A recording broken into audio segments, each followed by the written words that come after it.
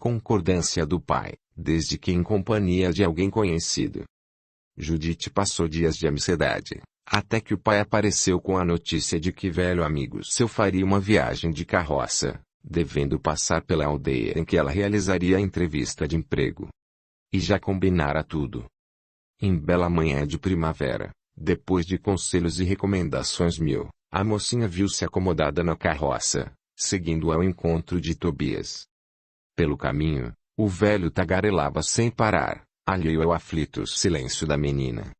Então, pretendes trabalhar? Tem gente que acha isso arriscado. Perigoso. São grandes as tentações para uma linda jovem. Além do mais, nada te falta em casa. Quanto a tal senhora vai te pagar? Diante da elevada quantia aleatoriamente inventada, capitulou. Tudo isso? Tens certeza? Ah!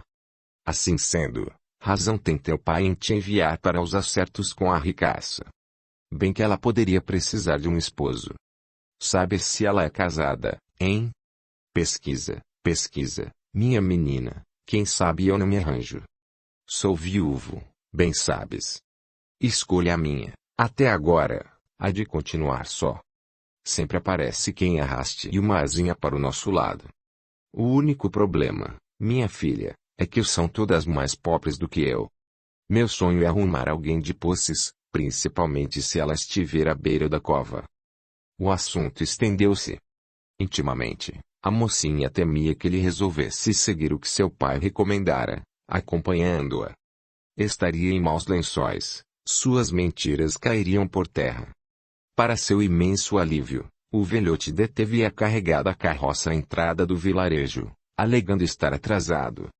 Grata pela pressa do conterrâneo, a moça saltou com presteza, combinando a volta para outro dia, bem cedinho, no mesmo lugar.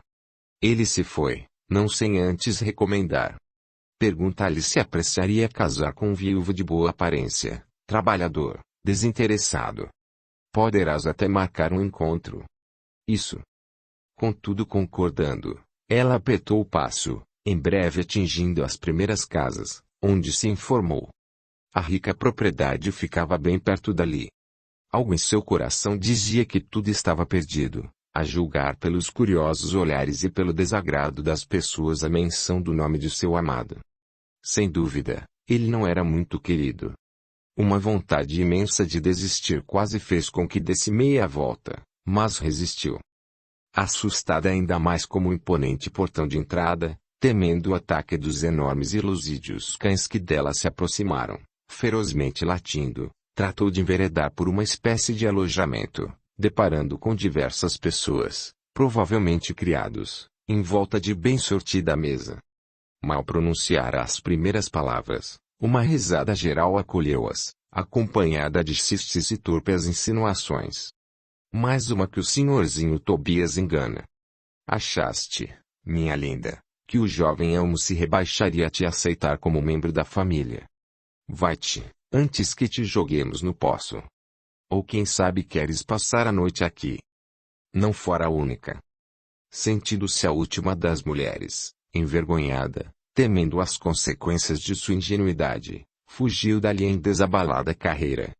Felizmente, um dos homens havia segurado os cães, evitando que fosse trucidada por suas fortes mandíbulas. Encontrou refúgio em meio às árvores do pequeno bosque na entrada da vila, onde pernoitou, em estado quase letárgico, alheia aos barulhos da noite, perdida, só. Pela manhã, um ruído de carroça lembrou-lhe a necessidade de voltar para junto da família. E então, menina? Conseguiste o serviço? E a velhota? Quer me ver?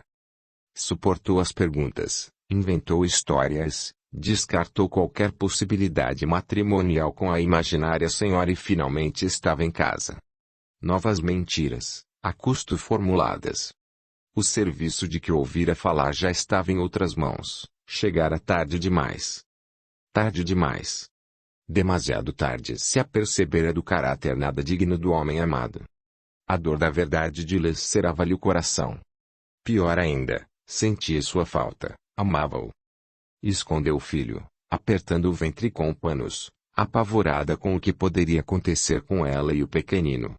Do ocorrido, quando as faixas não mais conseguiam ocultar seu estado, recordaria os olhos tristes e as lágrimas da mãe, inutilmente tentando protegê-la das pancadas do pai e dos irmãos adultos, enfurecidos todos com a desonra que ela supostamente fizera desabar sobre a família. Empurraram-na para fora do lar, aos pontapés, qual vadio cão. A pobre mãe ainda tentara obstar o gesto desumano, mas recebera do intransigente esposo enorme surra, coroada com ameaças de seguir o mesmo destino da filha desavergonhada, caso não se calasse.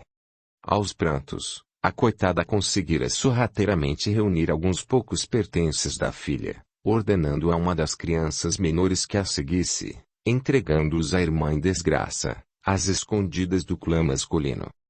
A aldeia recebeu-a com idêntica indignação.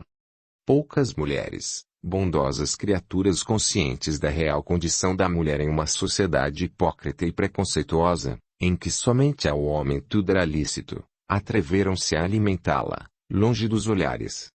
Contudo, não a puderam abrigar. Assim, o céu foi-lhe teto durante muitos dias e, apesar do avançado estado de gravidez, viu-se alvo de indecorosas propostas, escutando comentários que a fizeram enrubescer e recuar, horrorizada. A insensibilidade das pessoas mais uma vez iria surpreendê-la. Porque a julgavam tão duramente, cerrara por muito amar. Nenhum de seus detratores sequer mencionara a forma indigna e desumana com que o pai da criança se houvera. Tempos depois, em arruinado casebre abandonado à saída da vila, em cálida noite de verão, sob dossel de estrelas que atravessavam o quase destruído telhado, nasceu-lhe o filho. As primeiras dores vieram dilacerantes e ela buscou nos seus o auxílio, suplicando ao Deus de Israel que não deixasse perecer o pequenino. Como que por milagre, a porta da tapera fora empurrada e uma mulher por ela esgueirara, portando uma sacola com panos e ervas. Humilde parteira, compadecida de sua ingrata sorte, protegida pela escuridão, abandonara o lar para atendê-la, obedecendo a um forte impulso, apiedada da quase menina que o povo dizia quartelada na velha cabana. Embora não houvesse um marido para requisitar seus préstimos e pagá-los com algumas moedas, o coração dizia-lhe que a mocinha dela necessitava. Assim, ao adentrar o mundo, o pequenino foi recebido pela solidária e rústica criatura, que o limpou carinhosamente, depositando-o nos debilitados braços da jovem mãe. A mulher alimentou a exilada e foi-lhe companheira nos 40 dias subsequentes ao difícil parto. Depois, com rude sinceridade, aconselhou: Judite, minha filha, tenho visto coisas em minha vida de parteira. Uma delas, menina, é que as mulheres não perdoam o que fizeste. Sempre serás uma ameaça para elas, principalmente por seres muito bela, jovem. Farão de tua vida um inferno. Assim sendo, trata de sair daqui bem rápido e seguir para outro lugar, onde talvez encontres um bom homem, que te aceite ao filho bastardo. Quem sabe? Seguindo seus conselhos, a jovem saiu da aldeia, carregando o filho, buscando refazer sua vida em outro lugar. Arrumaria um serviço, era jovem e forte, trabalharia na lavoura, nas lides domésticas, sustentando-se ao filhinho. Jamais dele se separaria, pois puro amor os unia. Na criança, a jovem constatava cada traço do homem ainda amado. Jamais se queixou do ingrato para alguém, aceitando simplesmente o que havia ocorrido, sem questionar as razões. Passaram-se anos, repletos de dor, sofrimento e humilhações, anos de desilusão, de desamparo, de desesperança. Embora tentassem cada aldeia do caminho, decididamente não a aceitavam, estigmatizando-a por aquilo que reputavam um erro, prova de sua índole considerada pecadora. Os serviços pouco duravam e mal davam para prover o sustento de ambos. Apesar das penosas circunstâncias, continuava muito bela, o que em nada a ajudava, acirrando os ciumentos ódios e espúrios desejos. Em extrema dificuldade, prostituiu-se pela primeira vez. Então, foram-se embora para sempre os derradeiros sonhos de felicidade. De vilarejo em vilarejo, sempre com o filho, exercia o ofício mais antigo do mundo. Para o menino, reservava o amor que não mais conseguia estender a outras pessoas e muito menos aos homens, que a compravam por ínfimo valor. Embalava-lhe para que dormisse, acarinhava-o, repetindo ingênuas histórias que ouvira quando criança, deixando muitas vezes de comer para que nada lhe faltasse. E o menino crescia saudável e lindo, miniatura do pai, ainda amado pela desditosa jovem. A doença dos pulmões levou-a, deixando só e desconsolado o filho, que todos se recusavam a acolher. Como as aves do céu, perambulava pelas aldeias, recebendo de uns e outros o alimento. Pequenino demais, não conseguia realizar tarefa que lhe permitisse o sustento. Somente mais uma criança a vagar.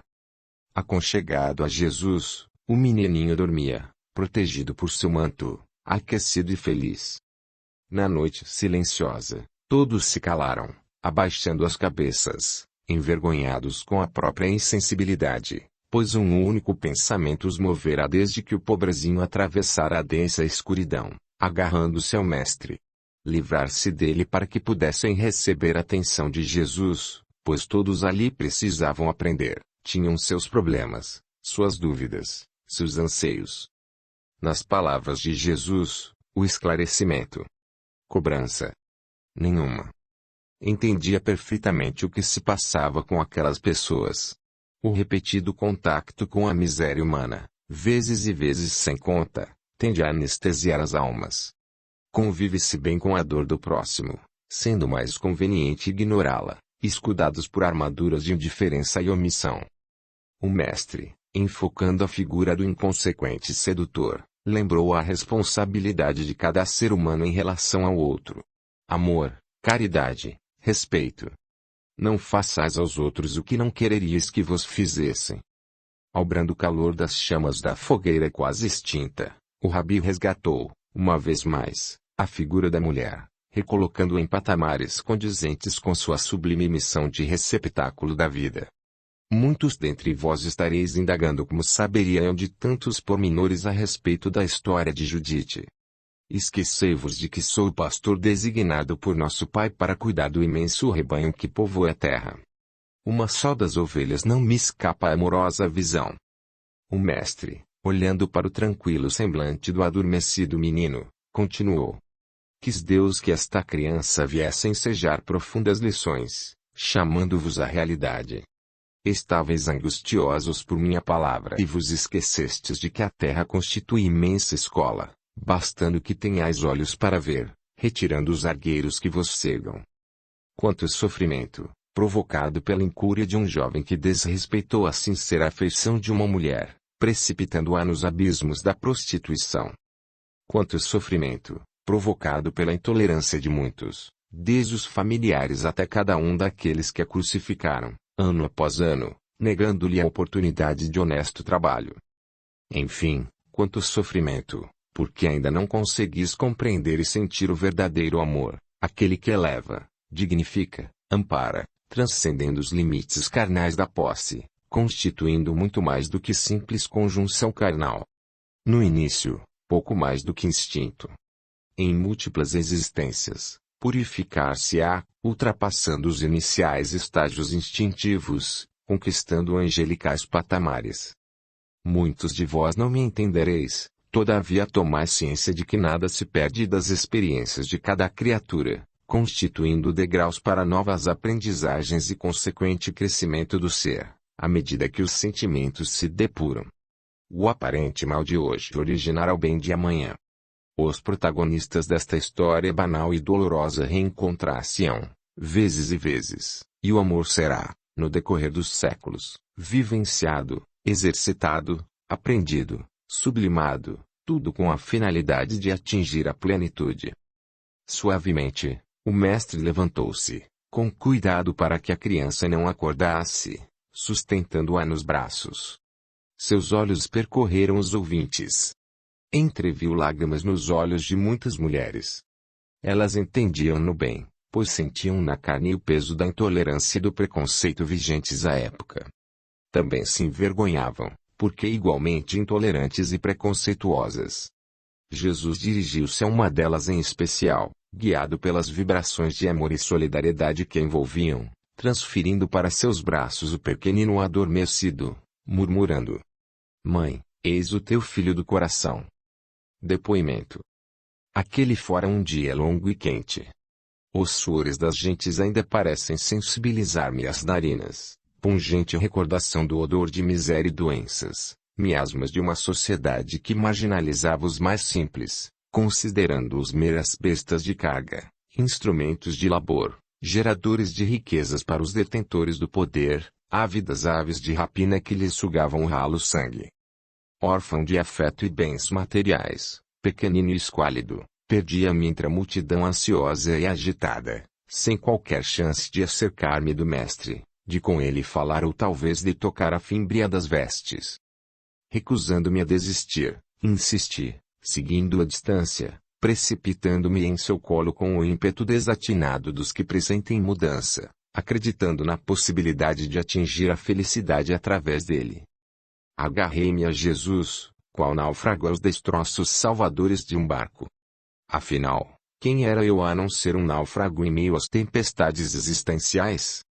Chama eterna, luz de peregrina beleza, acalanto suave de melodiosa e sonora voz, cálidas e amorosas mãos, forte corpo, seguro porto, farol guia, pai, amigo, irmão. Jesus. Em seu colo adormeci e, ao despertar, deparei com Márcio leito, alvos panos, afeto maternal. Tinha eu 6 anos. Ele, o mestre, havia partido, deixando atrás de si salutares brisas de renovação. Uma nova fase iniciou-se em minha existência. Família, carinho, farto alimento, abrigo contra as intempéries. Um sonho acalentado há muito, que não se dissiparia. Contudo, apesar da pouca idade, algo me dizia, bem no fundo do coração, que o maior dos sonhos havia sido conhecê-lo. Crescendo, compreendi que não estava enganado. Então, o divino amigo perecera na cruz, mas seus ensinamentos se espalhavam, apesar das reiteradas tentativas de romanos e judeus no sentido de cercear as inesquecíveis verdades por ele deixadas. Soubemos que, na distante Roma, a perseguição aos cristãos atingia níveis extremos, culminando em sacrifícios inimagináveis. O desejo de servir ao meu Senhor, arrostando os perigos e assumindo o seu jugo, fez com que embarcasse em um dos muitos barcos mercantes, com destino à cidade dos Césares. Lamentavelmente, as notícias tinham fundamento, mostrando-se até aquém do real. Pessoas morriam às centenas em espetáculos nos circos ou em festas particulares, ao influxo da vontade do então imperador, Nero. Era imprescindível esconder-nos para professar a crença cristã. Temíamos a morte, contudo ansiávamos pelas palavras dos que o haviam conhecido, muitos deles discípulos dos tempos da Galileia, da Jerusalém de Pôncio Pilatos, de Herodes, dos sacerdotes que o haviam entregue ao suplício. O refúgio dos mortos. Na escuridão da noite, as catacumbas de Roma constituíam locais evitados pela maioria dos vivos. Assim, os magníficos e estrelados céus, as perfumadas brisas das 7 colinas, os cadenciados passos dos soldados, tudo se perdia quando adentrávamos os sombrios subterrâneos das galerias, onde aqueles que haviam partido silenciosamente nos franqueavam passagem, cedendo sua derradeira morada para realizarmos os cultos. A fé impulsionava nossos passos. Os anos haviam passado. Meus cabelos embranqueciam e o corpo já não possuía o vigor da juventude. Certo dia, soldados romanos invadiram minha humilde casa, atirando-me, aos empurrões, a triste cárcere. Fome, sede, indescritíveis horrores nas fétidas masmorras, ensurdecedora e desatinada plateia, ensanguentada arena. Que poderiam querer comigo, pobre criatura debilitada pelas agruras da prisão, os soberbos gladiadores, com suas reluzentes espadas e assassinas redes? Um medo intenso paralisou minhas enfraquecidas pernas. Quis arrastar-me pelo chão, qual verme, implorando clemência. Então, avistei-o. Sempre belo, a mesma luz a envolvê-lo, os mesmos olhos ternos e compassivos. A espada seccionou-me as vértebras com selvagem impacto, mas nada senti. Estava correndo para ele, novamente menino, na distante Galileia. Eliasib. Se inscreva, e ative o sininho para receber as notificações de novos audiolivros.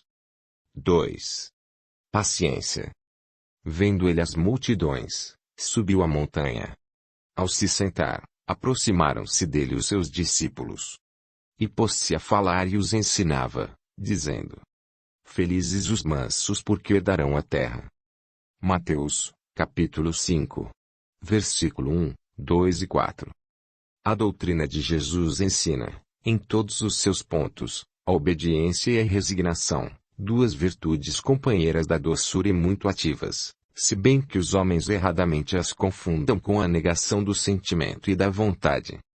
A obediência é o consentimento da razão, a resignação é o consentimento do coração, forças ativas ambas, porquanto carregam o fardo das provações que a revolta insensata deixa cair.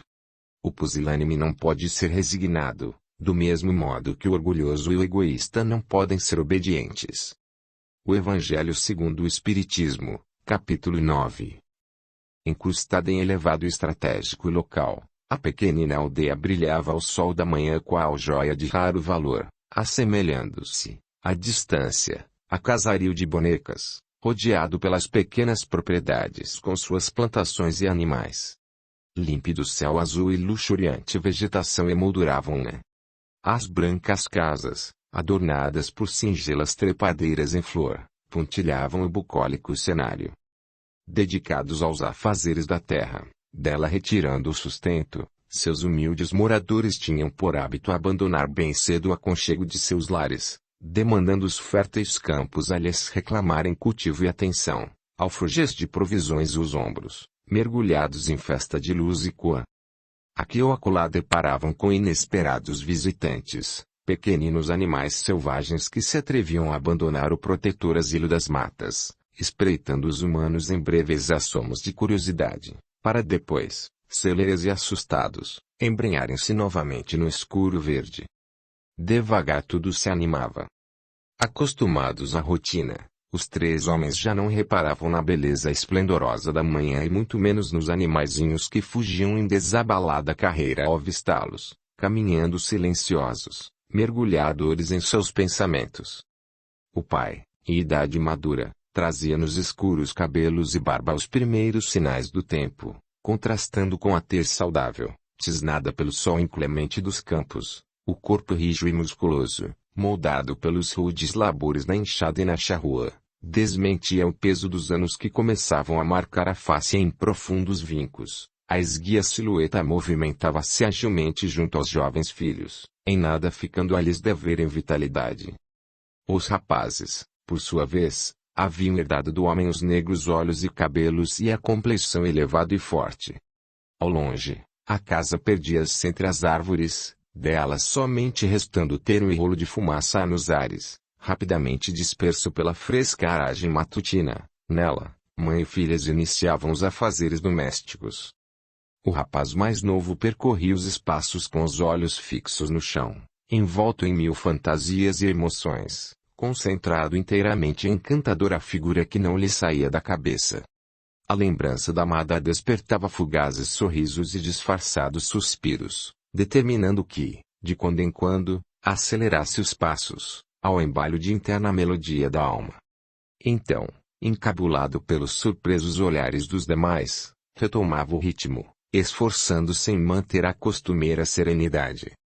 Contemplava a figura atlética do irmão mais velho, à frente do pequeno grupo familiar, delineada contra o horizonte, onde o sol servia em espaços surpreendentemente límpidos e azuis. Admiração e respeito constituíam o alicerce do relacionamento entre os dois. Habituara-se, no decorrer de sua existência, a com ele compartilhar segredos e sonhos, decepções e esperanças, acatando seus conselhos, sempre revestidos de sabedoria e ponderação. Sentia-o muito mais que irmão. Acima de tudo, amigo leal e sincero. Assim, aguardava ansiosamente o momento em que, distante do pai, Poderia abrir o coração e falar da doce criatura que lhe ocupava os pensamentos desde o instante em que a avistara, há alguns dias, quando em viagem à cidade mais próxima, a qual se encaminhavam sempre que a pequenina vila não lhes oferecia o necessário. As imagens ressurgiam com renovado vigor à medida que sua disposição em tecer confidências com o irmão era fortalecida. Delicada, quase etérea, os negros e longos cabelos recolhidos em grossa trança, entremeada de pequeninas pérolas, a se repetirem nos brincos que lhe emolduravam o nível e afilado rosto, onde olhos de surpreendente azul brilhavam. O corpo delgado, realçado pelas vestes que o envolviam suavemente, o tecido sedoso ondulando aos menores movimentos, a silhueta delineada pelo ligeiro e drapeado manto, que lhe roubava a cor dos olhos, preso à cintura por torçal de pérolas e fitas. Uma visão dos céus. Passara rapidamente por ele, deixando fresco o aroma de flores, resguardada pela presença de idosa serva, com a qual carinhosamente falava. Nazira, olhar aquele, que lindo! Que achas da cor? Muito parecida com a do traje que vesti ontem. Será? Sei que o enxergara. De te ver assim em inúmeras tendas de comércio, seduzida pelos preciosos tecidos e adornos. Os afilados dedos percorriam os panos com prazer, sentindo-lhes a textura, adivinhando e prevendo possibilidades na confecção de trajes que lhe realçariam a beleza. A solícita e respeitosa escrava seguia seus passos e, pela maneira como opinava, deduzia-se um vínculo afetivo entre ambas, excedendo os estreitos limites da prestação de serviços. Ficara ali, parado, estático, observando-a, gravando na memória cada pequenino detalhe. A finura das mãos e os pequeninos pés, de nacaradas e polidas unhas, as orelhas adornadas com pingentes e pérolas, a voz suave e educada, inalterada e gentil no trato com os mercadores, opinando com segurança, refutando calmamente as ofertas que não lhe interessavam. Vendo-a negociar, o rapaz intimamente riu, pois os mercadores não logravam envolvê-la em suas artimanhas, e logo capitulavam, tratando de lhe apresentar artigos com qualidade e justo preço, expressado respeito em suas mesuras e palavras. Sem dúvida, uma jovem que sabia o que queria. Finalizadas as compras, elegante e rica liteira acolhera as duas mulheres, levando-as para longe de seus enamorados olhares. O moço retornara ao lar com carroça repleta de aquisições e, no peito, um sentimento até então desconhecido. A moça de branco passara a influenciar seus mais íntimos pensamentos. O pai, experiente conhecedor da natureza humana, pressentira alguma novidade, mas abstivera-se de comentários, respeitando o silêncio do filho. Dias transcorreram e, naquela manhã, o jovem decidira-se finalmente a compartilhar com o irmão os detalhes do encontro que lhe marcara a existência. O sol já se fazia alto quando, exaustos da lida contínua, abrigaram-se sob frondosa árvore, depondo o conteúdo dos farnés sobre alvo pano. Mais adiante, o pai ultimava os preparativos do solo, postergando o horário da refeição. Era o momento ideal. Irmão, preciso falar-te. Aconteceu algo que não me sai da cabeça. Abri o coração, detalhando fatos e impressões, narrando sem parar, permitindo que as emoções represadas no silêncio dos últimos dias extravasassem. O irmão fitava-o compreensivo e surpreso, sem pronunciar uma palavra.